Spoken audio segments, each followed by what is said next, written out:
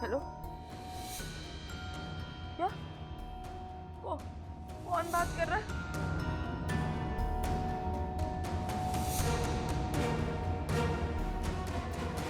मुकदमे की कार्रवाई का आगाज किया जाए। प्रोसिक्यूटर,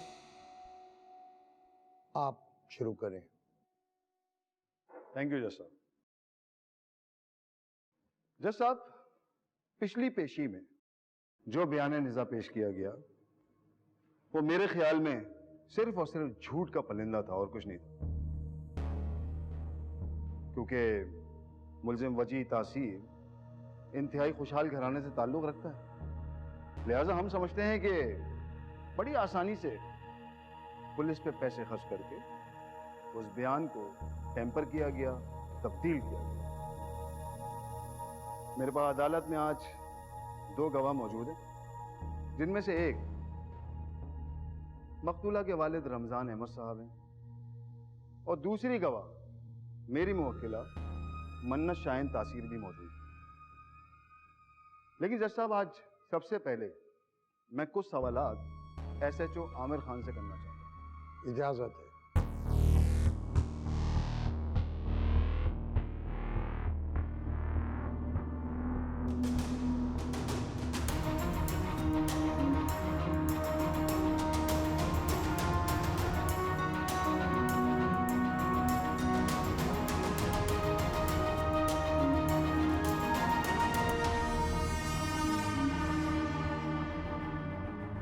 जी SHO आमिर खान साहब, जी आपने इब्तिदाई इन्वेस्टिगेशन कैसे की?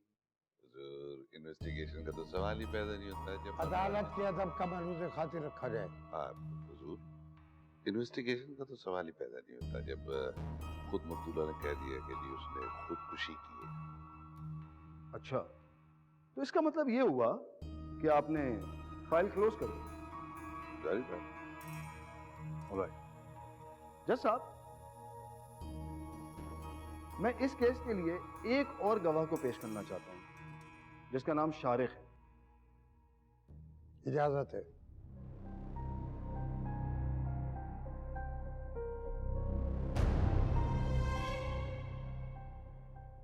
आप शारिक हैं। यस। तो जी शारिक साहब, अब आप ये बताइए, इस शख्स को गौर से देखिए, क्या इन्होंने कभी आपको थाने में बुलाया? जी हाँ। झूठ कह रहे हैं सर, मैंने तो सुन लिया।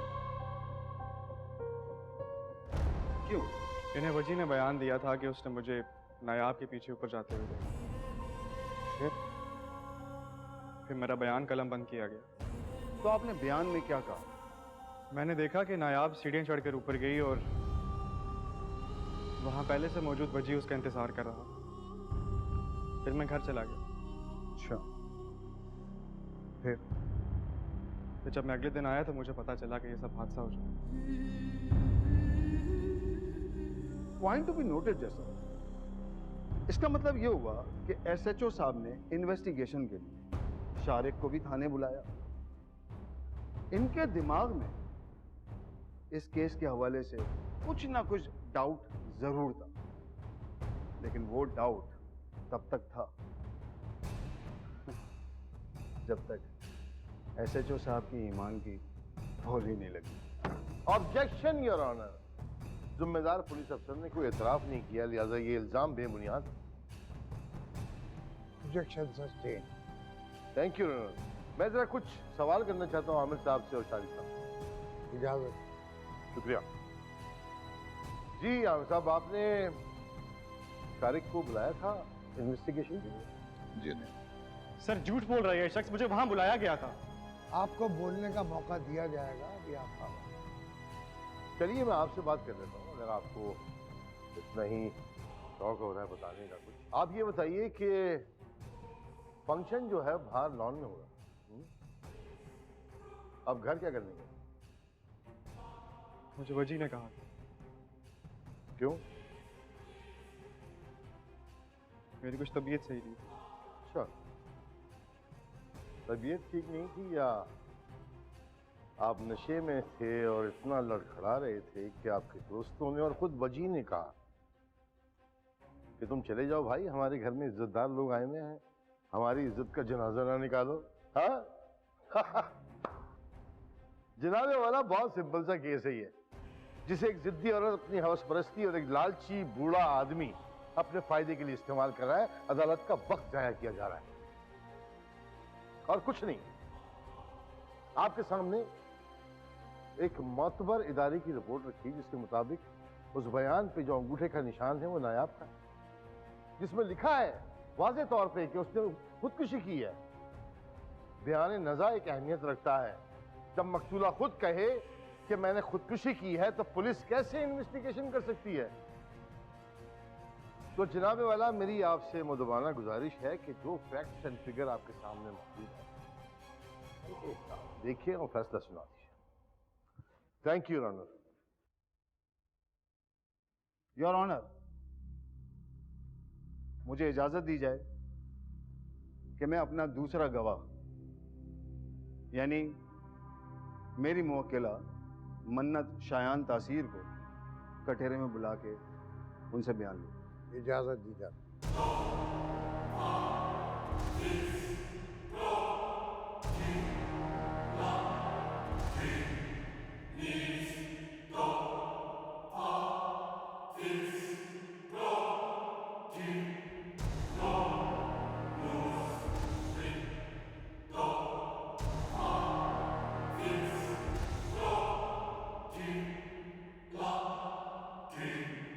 जी मन्नत शायान तासीर, आप अदालत को बताएंगी कि आपने उस बयान में क्या पढ़ा?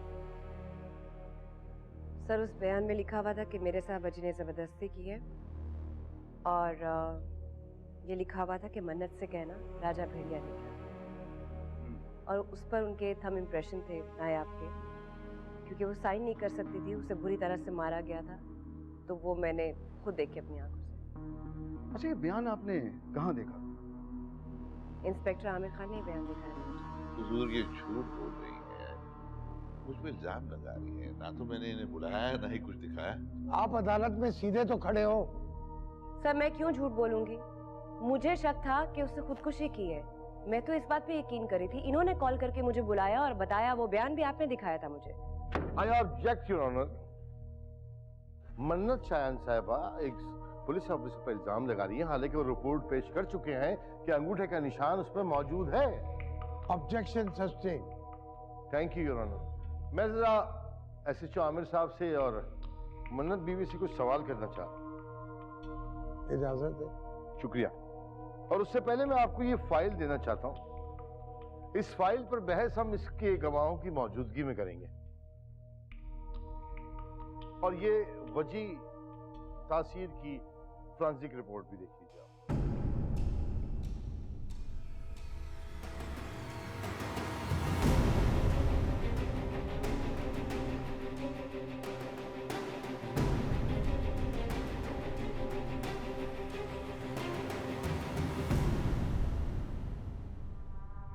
पहचानती हैं मुझे? बहुत अच्छी तरह से। नाम क्या है मेरा? आकिल ज़ादा। और तुम्हारा नाम क्या है? ऑब्जेक्शन माय लॉर्ड, ये मेरी मुवक्किला को कंफ्यूज करने की कोशिश कर रहा है। जनाबे वाला, किसी भी गवाह के हवास चेक करना मेरा कानूनी हक है।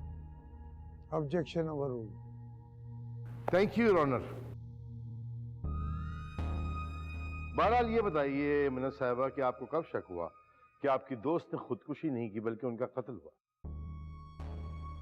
नायाब की तदफीन के दूसरे दिन जब इनकी कॉल आई थी मुझे। अच्छा, दूसरे दिन इन्होंने आपको बयान लिखाया तो आपने एफआईआर कटवा दी होगी फिर?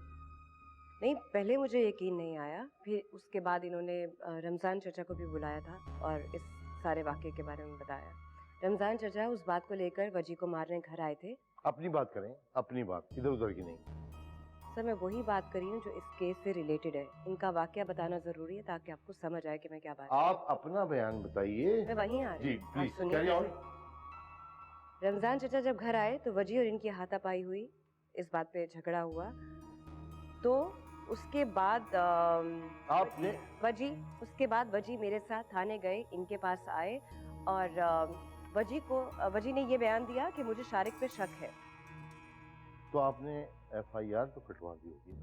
नहीं, जब इस बयान के बाद कैसे एफआईआर कटवा दी, क्योंकि इन्हें शक था शारिक पे। बयान तो आप देख चुकी थी ना, उसके बावजूद आपका ध्यान वजी ने शारिक की तरफ मोड़ दिया। जी अभी आपने बयान में ये सब कुछ कहा है ना?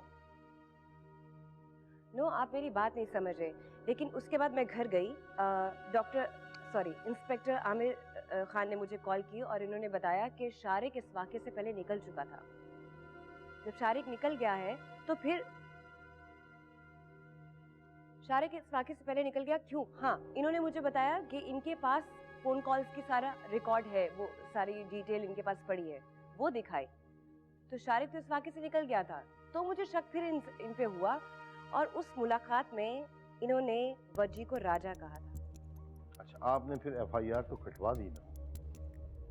जी नहीं सर, उसके बाद आई हैड अ ड्रीम, मैंने ख्वाब देखा जिसमें मैंने अपनी दोस्त का मेहंदी वाला हाथ देखा, उस पर राजा लिखा हुआ था। ये राजा तब लिखा था जब मेरी मेहंदी थी, मेरी शादी हो रही थी शायान से। तो हम दोस्तों में मजाक था, क्योंकि मैं यहाँ प्यार से वजी को राजा कहती थी। अच्छा, तो वो मैंने जब ड्रीम देखा और फिर इन साहब ने मुझे बताया कि मरने से पहले नायाब ने बयान दिया है कि मन्नत से कहना कि राजा भेड़िया निकले। अच्छा, ये जो सारी मेहंदी की तकरीब और ये हाथ और ये चूड़ियाँ, ये सब कुछ आपने ख्वाब में देखा? नो, मेरी दोस्त का हाथ ख्वाब था, लेकिन मेरी मेहंदी तो सच में हुई थी। मैं उसका वाक़या सुना रही हूँ। तो ये जोक हम तीनों फ्रेंड्स के बीच में था कि हम राजा नायाब वजी को कहती थी। तो ये बात तो हमें पता थी ना, और ये बात उससे मरने से पहले इन्हें बयान में बताई। अच्छा, लेकिन अभी तो आपने मुझे बताया था कि आपने उसके मरने के दूसरे दिन ही बयान देख लिया था। मैंने ऐसा कब कहा? शुक्रिया, नो मोर क्वेश्चन। जनाबे वाला, बात सारी क्लियर हो गई है और उम्मीद है कि आपने ये फाइल भी पढ़ ली होगी। दरअसल मन्नत शायान का प्रॉब्लम यह है कि इन्हें शुरू से, बल्कि बचपन से कहानियां गढ़ने की और इधर उधर की बातों का असर लेके शोर मचाने की आदत है, और उसकी वजह इस फाइल में लिखी है कि ये शिज़ोफ्रेनिया की मरीजा है। सर, आप ये क्या कह रहे हैं? ये मेरी वाइफ है, इनको ऐसा कोई डिसऑर्डर नहीं है। ऑर्डर, आप अपनी जगह तशरीफ रखें। Objection my Lord. Objection overruled. ये सब कुछ मैं नहीं कह रहा हूं, इस फाइल में लिखा हुआ है, और इसको साबित करने के लिए मैं जिस गवाह को अब बुला रहा हूं वो कोई और नहीं है, मन्नत शायान की अपनी वालदा है।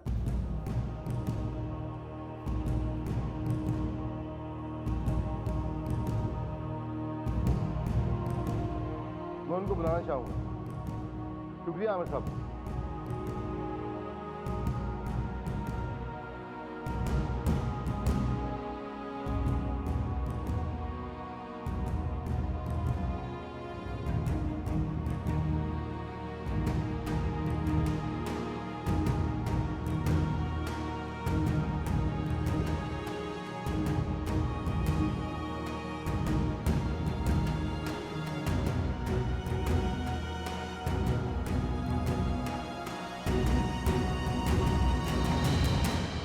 क्या आप अदालत को बताना पसंद करेंगी कि आपकी बेटी किस तरह की मरीजा है?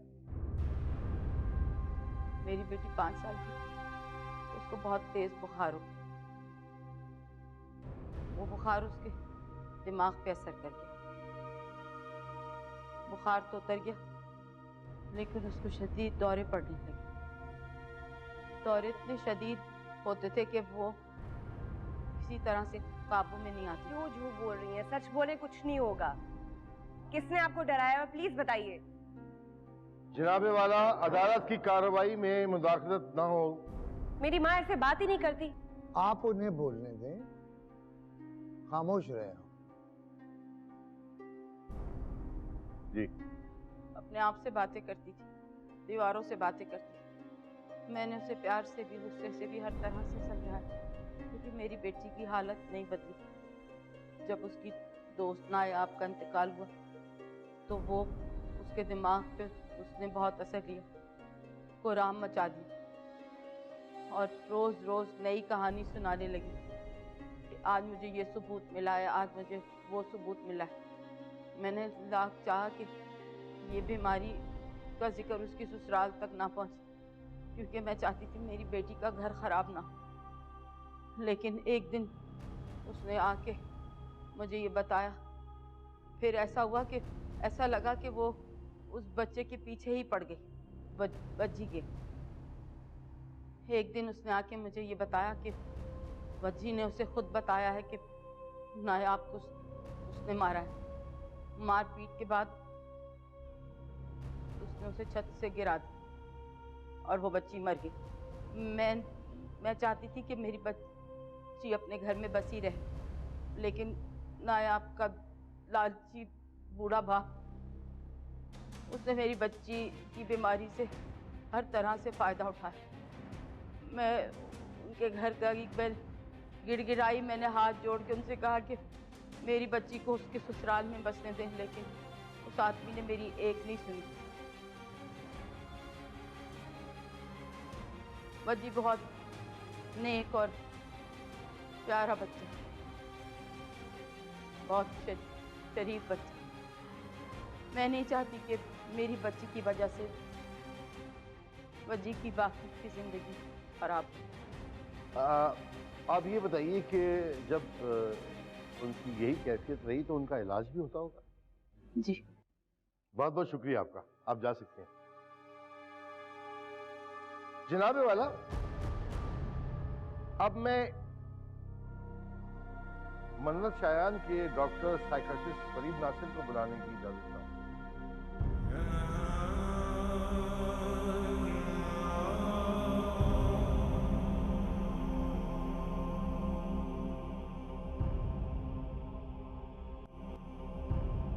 जी फरीद नासिर साहब, आप अदालत को बताना पसंद करेंगे कि ये कब से आपकी मरीजा है?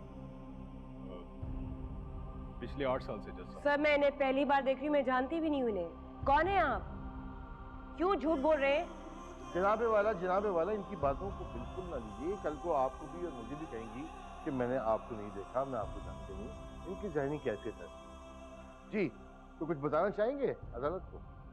जी वकील साहब, मैंने तो इनकी वालदा से भी कहा था कि ये बहुत ख़तरनाक मरीज़ हैं और इन्हें पागल खाने में कुछ अरसे के लिए दाखिल करवा के इनका मुकम्मल इलाज करवाना चाहिए।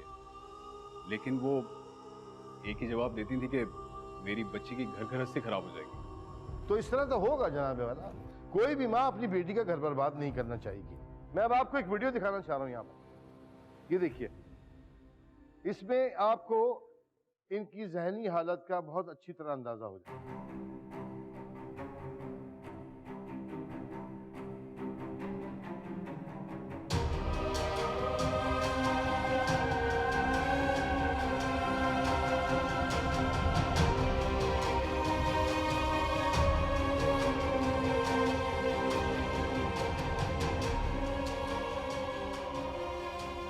मेरी अदालत से दरखास्त है कि इनको किसी मेंटल हॉस्पिटल में दाखिल करवा के इनका इलाज करवाएं। सर आप ये क्या कह रहे हैं?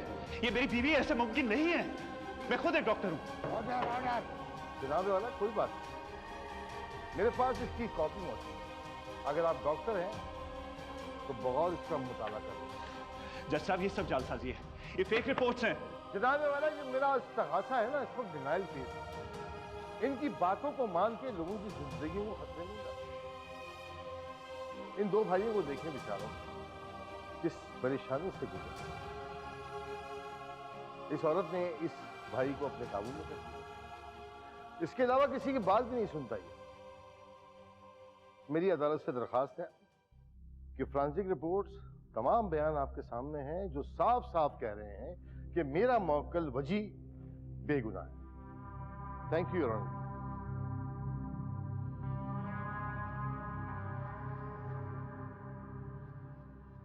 तमाम गवाहों के बयानात और वकीलों की जिरा,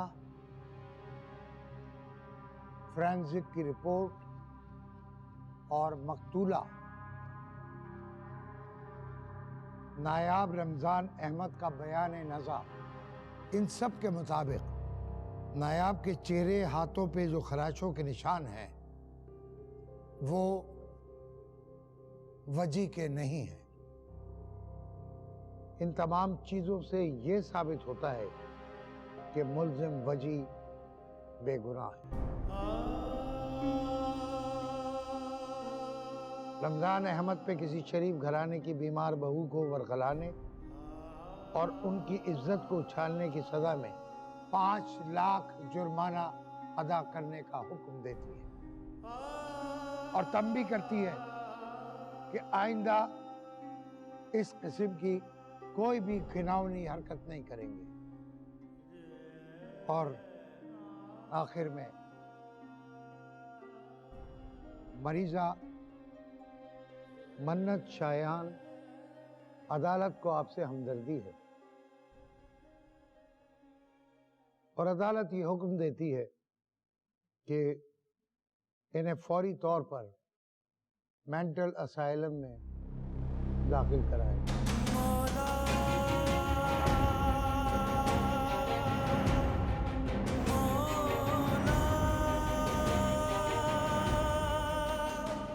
जहाँ इनका बाकायदा इलाज हो और एक साइकेट्रिस्ट रेगुलरली इनका चेकअप करे।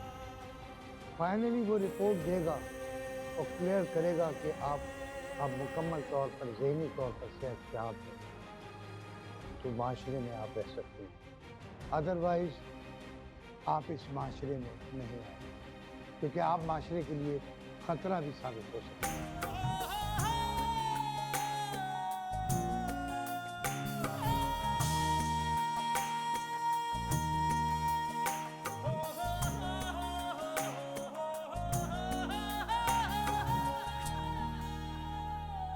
चुप रह के यूं जिंदगी रोल दे, सितम हो चुका अब जुबान खोल दे।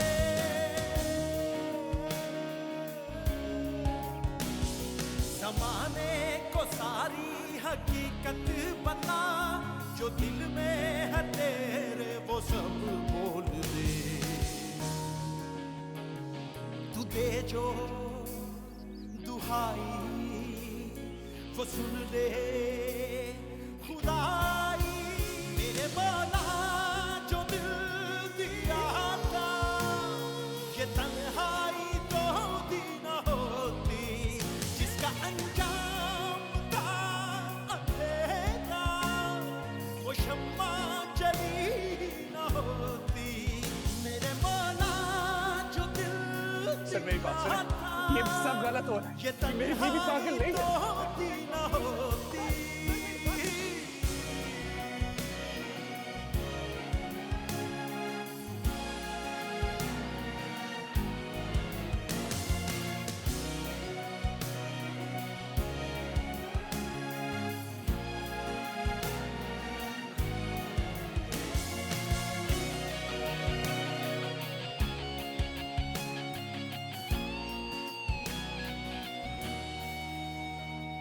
मेरे साथ हर पल है मेरा खुदा, सजा है यही तो यही है जज़ा।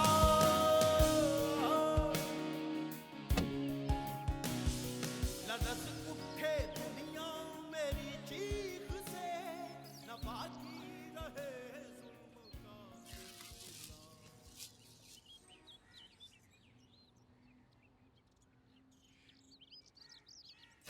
अरे रमजान अहमद, अरे देखो तो सही, हया ने कितनी चीजें दिला दी हैं हमें। तुझे पता है पूरे महीने का राशन भी डलवा दिया है, अरे वैन भी लगवा दी है बच्चों की, अरे बच्चे स्कूल भी चले गए हैं। अरे तू क्या बुत खाना बन के खड़ा हो गया है, कुछ तो बोल, कम से कम सामान ही उठा ले हमारे साथ। हया छोड़ो, हम खुद ही उठा लेते हैं, ये तो पता नहीं किस दुनिया में रहते हैं। चलो छोड़ो इनको, पता नहीं किस।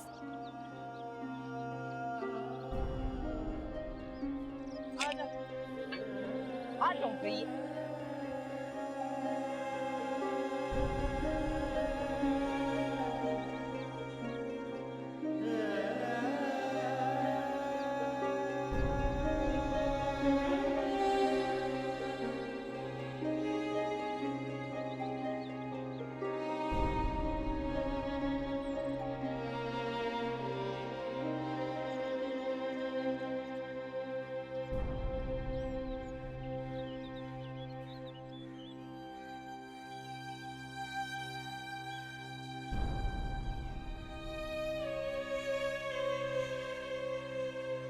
रमजान अल्लाह, क्या हो गया है तुझे?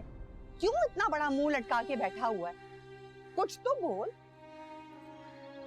अब तो सब कुछ ठीक हो गया है। रमजान देख, हया कब से आके बैठी हुई, क्या सोचेगी? कितना कुछ किया है उसने हमारे लिए। जी भाई।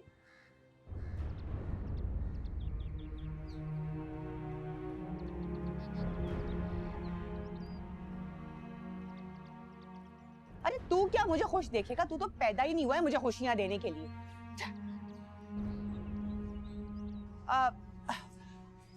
हया तुम बैठो, मैं चाय लेकर आती हूँ तुम्हारे लिए। अच्छा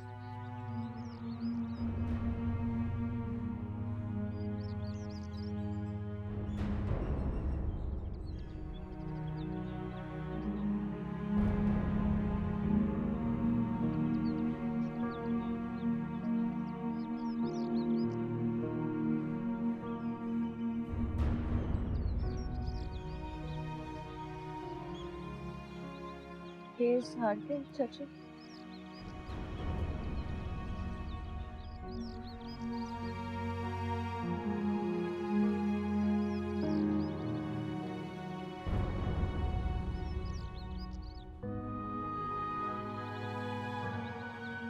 क्या कहा है अदालत ने? अदालत ने कहा कि वो नायाब ने अपने आप की बयान में ये कहा है कि वो उसकी कहीं और शादी करना चाहते थे, तो इसलिए उसने खुदकुशी करी। तो मैंने लालच में आकर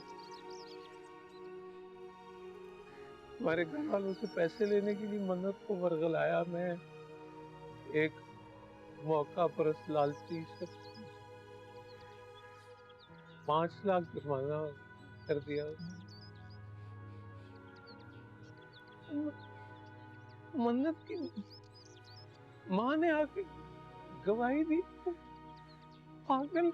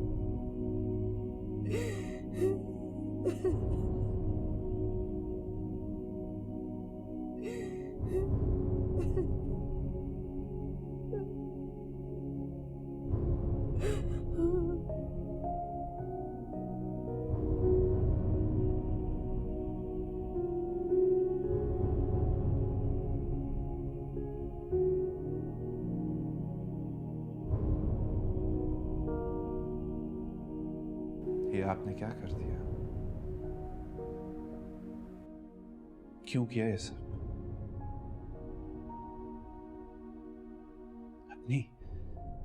अपनी बेटी की कुर्बानियां, हमारी स्ट्रगल्स को एक ही झटके में खाक में मिला दिया आपने। क्यों किया आपने ये? गॉड से कुछ तो बोले आप। पागल खाने भेज दिया गया उसे।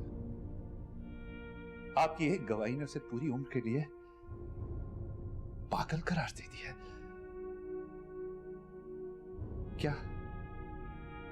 क्या अब उसकी बात पे दुनिया यकीन करेगी? जिंदा तो रहेगी मेरी बेटी, जिंदा तो रहेगी। सिर्फ चंद फोन कॉल्स की खातिर आपने अपनी बेटी के खिलाफ अदालत में गवाही दी। सिर्फ चंद फोन कॉल्स। नहीं, वो सिर्फ चंद फोन कॉल्स नहीं थे। फोन कॉल्स थी, फोन कॉल्स थी। वो चंद फोन कॉल्स नहीं। तुम लोगों के जाने के बाद तुम्हें अल्लाह का वास्ता, तुम्हें अल्लाह का वास्ता, तुम्हें खुदा का वास्ता, मेरी एक ही एक बच्ची मेरे हाल पे रहम करो। मेरी बच्ची को कुछ ना कर, जो कहोगे करूं। आपको हमारे साथ कोर्ट चलना है। मैं अपनी बच्ची की जिंदगी की खातिर लोगों के साथ बैठ गई। आंटी, घबराने की कोई जरूरत नहीं है। आपने बस अदालत में यह बयान देना है। इस डॉक्टर को देखकर आपने बिल्कुल भी हैरान नहीं होना, और आपने कहना है कि ये डॉक्टर पिछले 15 साल से मेरी बेटी का इलाज कर रहा है। खामोश।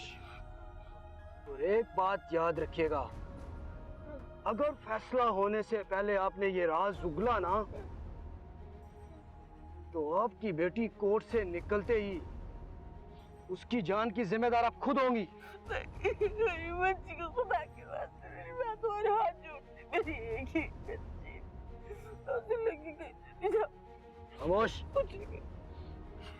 जैसा बोला है वैसा ही अगर आपने किया ना, तो आपकी बेटी को कुछ नहीं होगा। ये मेरा आपसे वादा है। चेहरा अपना साफ कर लें, अदालत करीब आ गई है, फ्रेश हो जाएंगे। ध्यान रखना, इसकी गाड़ी का भी ध्यान रखना। कान नीचे का, अदालत करीब आ गई। चेहरा अपना साफ करें, एंटी फ्रेश हो जाए। शाबाश। जैसा बोला वैसा ही, समझी ना? खामोश, चुप, रोना नहीं आप, चुप।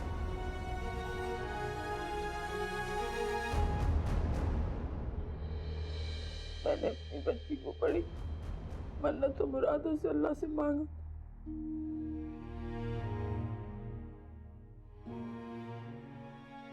बड़ी मन्नत और मुरादों से अल्लाह मियां से मांगा। एक छोटी सी गोली किसी भी माँ का कलेजा छल नहीं करती, उसकी गोद उजाड़ देती।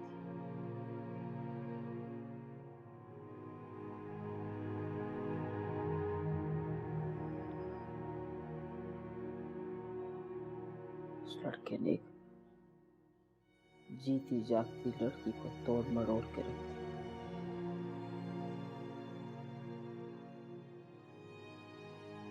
मुझे धक्का देके कमरे में बंद कर दिया।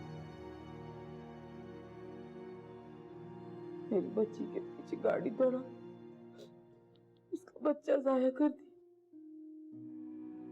मुझसे की सच्चाई की तवक्को रखती। एक छोटी सी गोली किसी भी माँ की उम्र भर की पूंजी को जाया कर देती, किसी भी माँ की गोद उजाड़ देती। वो गोली कहाँ से आती, कौन चलाता है, कोई भी नहीं बता सकता, कोई नहीं बता सकता।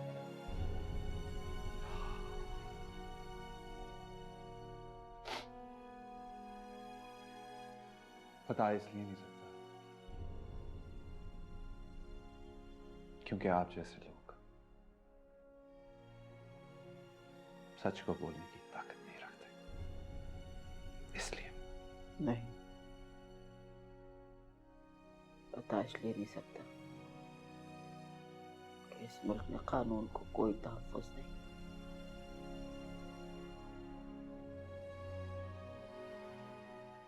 किसी दूसरे के लिए क्या सच बोल। यहाँ तो अपने लिए सच बोलना महाल है।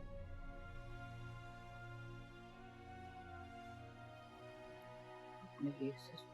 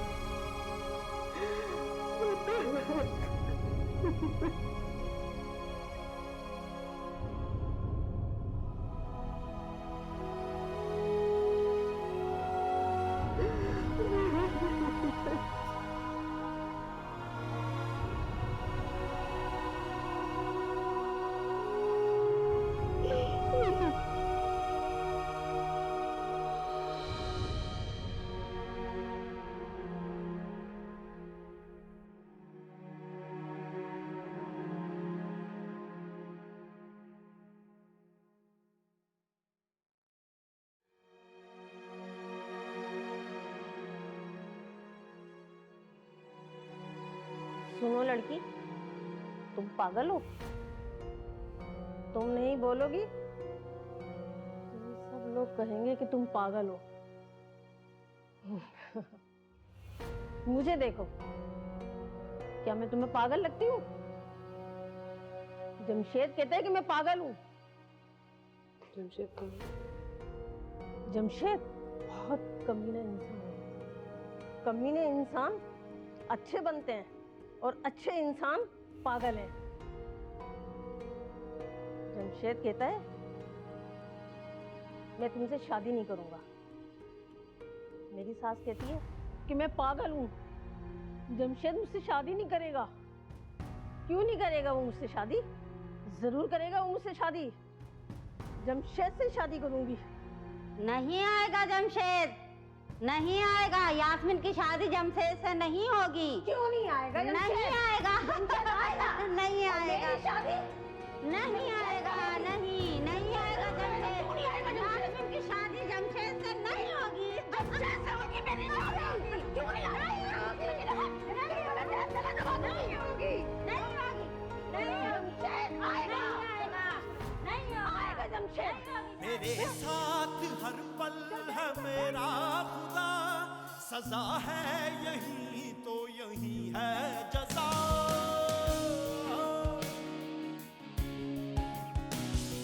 लरस उठे दुनिया मेरी चीख से, न बाकी रहे